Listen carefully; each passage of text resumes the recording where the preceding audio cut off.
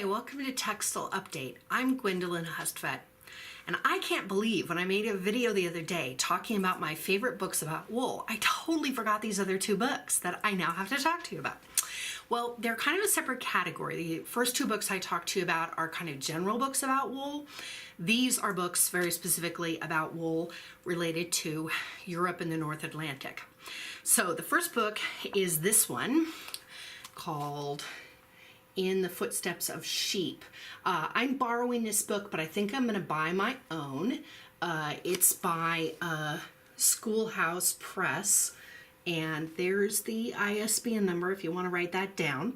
The author is Debbie Zawinski, and it is Tales of a Journey Through Scotland, Walking, Spinning, and Knitting Socks, because yes, in fact, I do knit. I was knitting this little sampler. We've put LED electronic stuff into it. If I plugged it in, it would light up. The gist is I really like wool. I like wool so much that I like to do stuff with it, like felting and knitting. So I'm borrowing this book, and it just has some really fabulous examples, including patterns. It's like a cookbook, only for socks. And she would actually literally walk along and gather wool that had just fallen off the sheep, so it wasn't like she was like shearing and all that. At a certain point, she's even getting onto the islands that are in the North Atlantic there. And so this is a really cool book.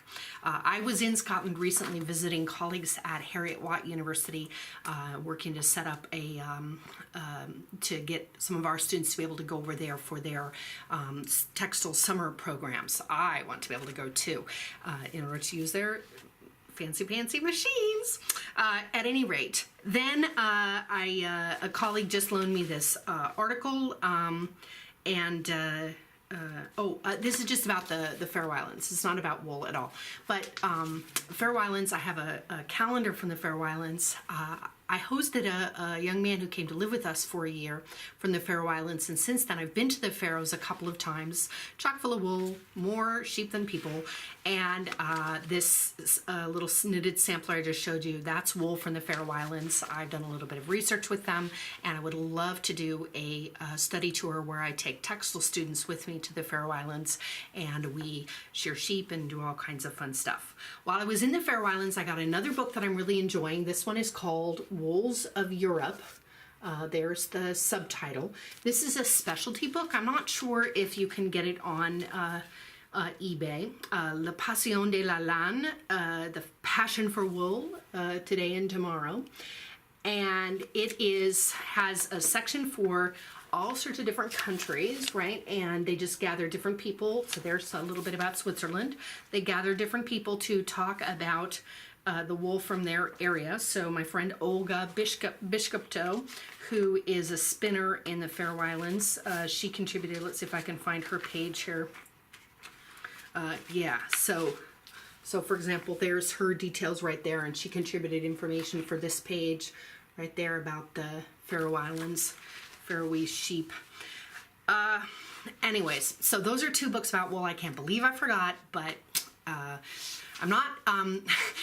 It's funny, I watch YouTube videos from other people like who do different things, and you can tell that they're kind of hinting, right? So when somebody says, well, I couldn't tell you where to actually buy this eyeshadow, it's available all kinds of places. You wonder if they're sort of hinting that they want a company to tell them, you should talk about our company, here's a free sample.